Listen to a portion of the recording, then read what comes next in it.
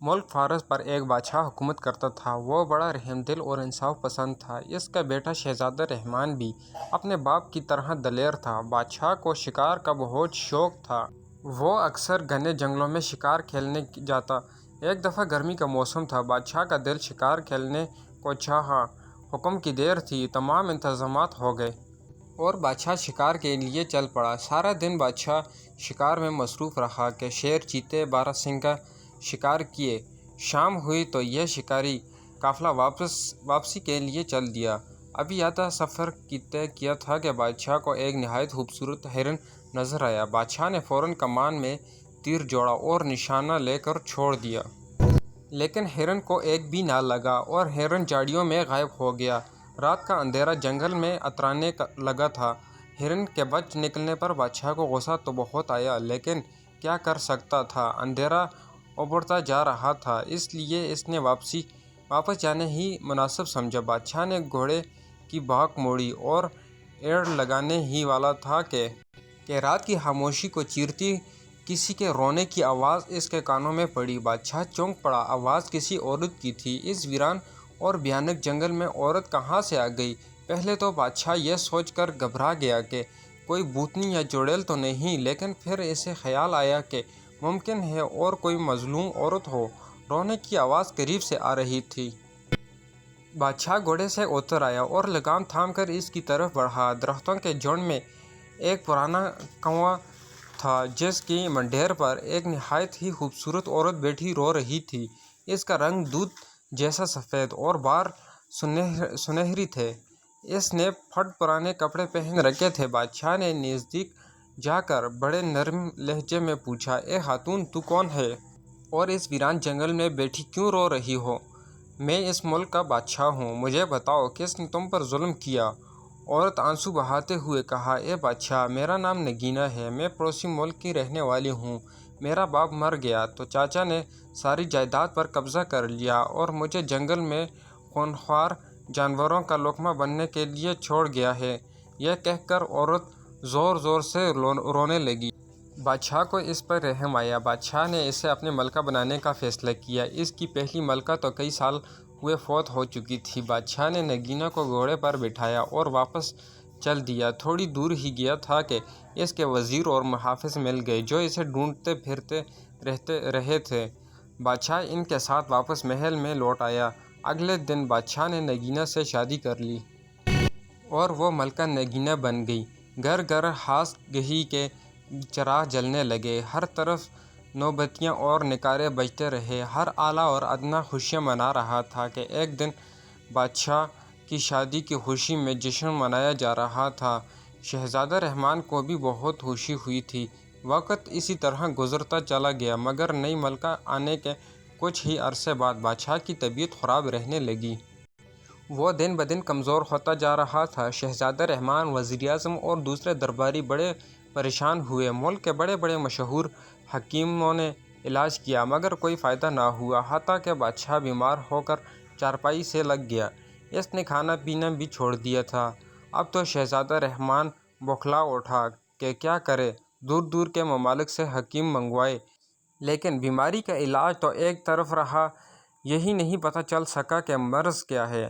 بادشاہ کا رنگ زرد پڑ چکا تھا، آنکھوں کے نیچے کالے نشان بن گئے تھے۔ شہزادہ رحمان نے فیصلہ کیا کہ ملک کے سب سے بڑے نجومی کے پاس جانا چاہیے تاکہ پتہ تو چل سکے کہ کیا بات ہے۔ یہ نجومی شہر سے دور ایک پہاڑی غار میں رہتا تھا۔ شہزادہ رحمان اس کے پاس پہنچا تو نجومی نے حساب لگا کر کہا، اے شہزادے، بادشاہ سلامت کی بیماری کی وجہ ملکہ ہے کیا؟ شہزادہ اچھل پڑا اور بولا، یہ کس طرح ہو سکتا ہے نجومی بابا، میں تمہاری بات نہیں سمجھا۔ نجومی نے کہا، اے قابل احترام شہزادے، میرا حساب بتاتا ہے کہ ملکہ اصل میں انسان نہیں ہے بلکہ ناگن ہے، انتہائی خطرناک اور زہریلی ناگن۔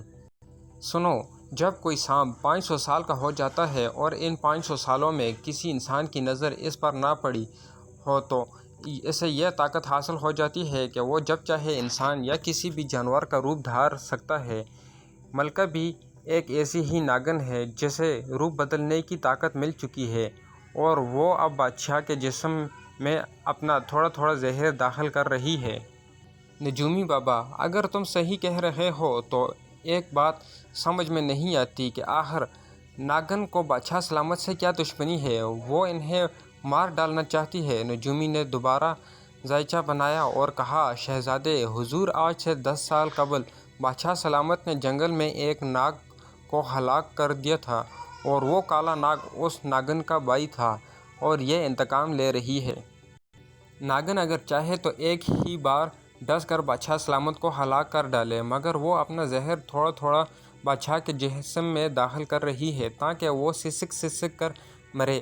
شہزادے نے یہ سنا تو غصے سے کانپنے لگا، میان سے تلوار نکال کر ہوا میں لہرائی اور کہا، میں اس بدبخت ناگن کو ابھی جا کر ٹکڑے ٹکڑے کر دوں گا۔ نہیں شہزادے، حضور، ایسا کرنا مناسب نہ ہوگا۔ وہ بڑی چالاک ناگن ہے، اگر آپ کا وار خالی گیا تو وہ آپ کو ہرگز نہ چھوڑے گی اور ڈس لے گی۔ تو پھر مجھے کیا کرنا چاہیے؟ نجومی بابا، شہزادے، ناگن کو آپ صرف اسی وقت ہلاک کر سکتے ہیں جب وہ ناگن کے روپ میں ہو۔ آپ کا تیر سیدھا اس کے بن میں جا کر لگنا چاہیے۔ یاد رکھیں، اگر آپ کا نشانہ خطا ہو گیا تو آپ ناگن کے غصے سے کبھی نہ بچ سکیں گے۔ وہ آپ کو ڈس کر ہلاک کر دے گی۔ لیکن اے نجومی بابا، میں ملکہ کو اس سے ناگن کے روپ میں آنے پر کس طرح مجبور کر سکتا ہوں؟ اس کا حل بھی میرے پاس ہے۔ میں آپ کو ایک خاص دوائی کی پوڑی دیتا ہوں۔ آج رات کا کھانا کھاتے وقت ہوشیاری سے وہ دوائی پانی میں حل کر کے ملکہ کو پلا دیجیے گا۔ اور بادشاہ کے خوابگاہ میں موجود پانی کے صراحی کو خالی کر دینا۔ خوابگاہ کے دروازے پر تالا لگا دینا۔ اس دوائی کے اثر سے آدھی رات کے وقت ملکہ کو شدید پیاس لگے گی اور پھر جو ہوگا وہ آپ خود ہی دیکھ لیں گے۔ مگر ایک بات دھیان سے سن لیں، یہ کام بڑی ہوشیاری سے کرنا۔ ملکہ کو ذرا برابر بھی شک نہیں ہونا چاہیے۔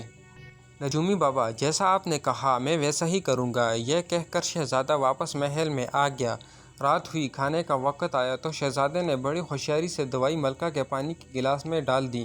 ملکہ کو پتہ ہی نہ چل سکا، وہ پانی پی گئی۔ تھوڑی دیر بعد شہزادہ اٹھ کھڑا ہوا۔ ملکہ نے حیرانگی سے کہا، کیا بات ہے شہزادے، آج تم نے بہت کم کھانا کھایا ہے۔ تمہاری طبیعت تو ٹھیک ہے؟ نا جی ہاں، بس آج بھوک کچھ کم تھی۔ آپ اطمینان سے کھائیں، شہزادے نے مسکراتے ہوئے کہا اور کمرے سے باہر نکل آیا اور تیزی سے دوڑتا ہوا بادشاہ کی خوابگاہ پہنچا اور صراحی کا پانی بہایا۔ اس کام سے فارغ ہو کر شہزادہ خوابگاہ کے سامنے والے کمرے میں چھپ گیا۔ کچھ دیر بعد ہی ملکہ خوابگاہ میں چلی گئی۔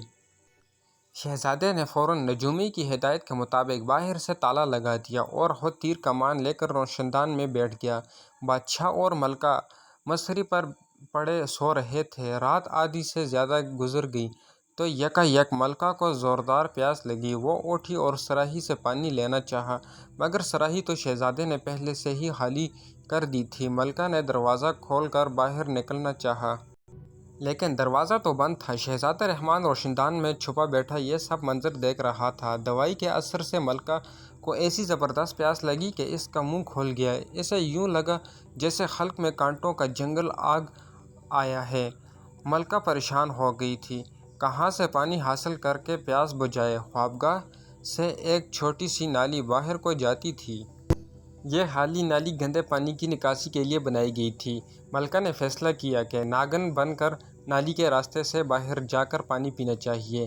وہ دبے قدموں بادشاہ کے پاس آئی۔ بادشاہ تو سارے گھوڑے بیچ کر سو رہا تھا۔ ملکہ کو جب یہ اطمینان ہو گیا کہ بادشاہ بے خیر سویا پڑا ہے تو اس نے زمین پر ایک لوٹ لگائی اور اگلے ہی لمحے فرش پر ایک ملکہ کی جگہ ایک سیاہ ناگن موجود تھی۔ شہزادے نے جب یہ منظر دیکھا تو کانپ اٹھا۔ نجومی بابا نے سچ ہی کہا تھا کہ ناگن کی سیاہ کھال چمک رہی تھی۔ وہ بل کھاتی لہراتی نالی کے راستے باہر نکل گئی۔ شہزادے کو وقت ہی نہ مل سکا کہ تیر چلا سکے۔ شہزادہ جلدی سے روشندان سے اترا، گھوم کر باغ میں پہنچ گیا۔ اسے یقین تھا کہ ناگن ملکہ باغ کے تالاب میں پانی پینے گئی ہے۔ چاندنی رات تھی۔ چاند کی زبردست روشنی میں سبزہ بڑا بھلا معلوم ہو رہا تھا۔ شہزادے کا خیال بالکل درست تھا، ملکہ واقعی تالاب سے پانی پی رہی تھی۔ پانی پینے کے بعد اس نے بن پھیلا کر ایک زوردار بنکار مارا۔ شہزادہ اسی جگہ چھپا کھڑا تھا کہ ملکہ کے بن کا نشانہ لے سکتا تھا۔ تھا۔ ناگن ملکہ کوئی دیر گھاس پر لہراتی رہی، پھر ایک طرف چل پڑی۔ اس کا رخ خوابگاہ کی طرف نہیں تھا کہ وہ محل سے باہر والے راستے پر جا رہی تھی۔ شہزادہ رحمان اس کے پیچھے پیچھے تھا۔ محل سے نکل کر ملکہ اس راستے پر ہولی جو جنگل کو جاتا ہے۔ شہزادہ رحمان بڑی ہوشیاری سے اس کا پیچھا کر رہا تھا۔ یہ بھی خدا کا شکر تھا کہ چاندنی رات تھی، ورنہ اندھیرے میں ناگن کب نظر آتی۔ ناگن ملکہ گھنے جنگل میں پہنچ گئی۔ اور پھر ایک نہایت ہی بڑا اژدہا ناگ نما غار سے باہر نکل آیا۔ ناگ کے سیاہ جسم پر سنہرے رنگ کا تاج تھا جس سے تیز شعاعیں نکل رہی تھیں۔ یہ جنگل کا شیش ناگ تھا جو ناگن کے سامنے آ کر بن پھیلا کر کھڑا ہو گیا۔ ناگن سرمستی کی عالم میں جھوم رہی تھی۔ شیش ناگ کی آنکھیں شور کی مانند دکھ رہی تھیں۔ وہ دو شاہی زبان بجلی کی طرح لبلبا رہا تھا۔ شیش ناگ اپنے غار میں واپس چلا گیا اور ناگن واپسی کے لیے مڑی۔ یہی وہ لمحہ تھا جس کا شہزادہ رحمان کو انتظار تھا۔ ناگن کا پھیلا ہوا غلیظ چپٹا سر اس کی آنکھوں کے عین سامنے تھا۔ شہزادے نے خدا کا نام لیا، تیر چھوڑ دیا۔ ہوا کو چیرتا سنسناتا ہوا تیر ناگن کے پھن کے آر پار ہو گیا۔ ناگن کا اٹھا ہوا سر جھٹکے سے پیچھے کی طرف جا کر گرا۔ وہ بڑے درد بھرے انداز میں پھنکار اور بل کھانے لگی۔ بل کھاتے ہوئے ناگن نے انسانی روپ میں آنے کی کوشش کی، لیکن ابھی اس کا اوپر کا آدھا دھڑ ہی انسانی شکل میں آیا تھا کہ اس کی جان نکل گئی۔ ناگن کی پھنکاری سن کر شیش ناگ بڑے غضبناک انداز میں پھنکارتا غار سے نکلا۔ اس کے منہ سے شعلے نکل رہے تھے جو آس پاس کی جھاڑیوں کو جلا کر خاک کر دیتے تھے۔ شہزادہ رحمان اس دوران کمان میں نیا تیر لگا چکا تھا۔ اس نے شیش ناگ کے دائیں آنکھ کا نشانہ لے کر تیر چھوڑ دیا۔ تیر نشانے پر بیٹھا، ناگ بری طرح بل کھا کر تڑپا۔ شہزادے نے جھٹ دوسرا تیر چھوڑا اور ناگ کی بائیں آنکھ بھی ختم ہو گئی۔ شیش ناگ اندھا ہو چکا تھا، اسے اب کچھ نظر نہیں آ رہا تھا۔ وہ پھنکاریں مارتا اپنا سر بار بار درختوں اور پتھروں پر پٹک رہا تھا۔ شہزادے نے بے درپے تیر چلانا شروع کیا اور ناگ ہلاک ہو گیا۔ درخت سے نیچے اتر آیا۔ آدھا انسان اور آدھا ناگن ملکہ مری پڑی تھی۔ شہزادے نے غار میں جا کر دیکھا کہ کہیں کوئی اور سانپ تو نہیں، مگر وہاں تو انسانوں کی کھوپڑیوں اور ہڈیوں کا ڈھیر لگا ہوا تھا۔ یہ ان بد نصیب مسافروں کی ہڈیاں تھیں جو راستہ بھٹک کر شیش ناگ کے غار کی طرف آ نکلے تھے اور ناگ نے انہیں ڈس کر ان کا گوشت نوچ نوچ کر کھا لیا تھا۔ باہر آ کر شہزادے نے مری ہوئی شیش ناگ کا بن خنجر سے چیر کر من باہر نکال لیا۔ سانپ کا من ایک بڑے ہیرے کی مانند چمکدار ہوتا ہے۔ اس میں یہ خاصیت ہوتی ہے کہ یہ زہر کو چوس لیتا ہے۔ شیش ناگ کے من کو جیب میں ڈال کر شہزادے نے مری ہوئی ناگن ملکہ کو اٹھایا اور محل کی طرف چل دیا۔ جس وقت وہ محل پہنچا، رات کی تاریکی جھٹنے لگی تھی۔ محل کے محافظوں نے جب شہزادہ رحمان کو ملکہ کی لاش اٹھائے دیکھا تو دنگ رہ گئے اور اس وقت ان کی چیخیں نکل گئیں جب انہوں نے دیکھا کہ ملکہ آدھا دھڑ انسان کا اور آدھا ناگن کا ہے۔ شہزادہ رحمان بادشاہ کی خوابگاہ پہنچا۔ بادشاہ بے خبر پڑا رہا۔ شہزادے نے اسے بیدار کیا اور ساری کہانی سنا دی۔ دہشت کے مارے ایک بار تو بادشاہ لرز اٹھا۔ اس خیال سے ہی اس پر کپکپی طاری کر دی تھی۔ وہ خطرناک ناگن کو اپنی ملکہ بنائے ہوئے تھا۔ اس نے ایک ناگن سے شادی کر رکھی تھی اور یہی اس کی بیماری کی وجہ تھی۔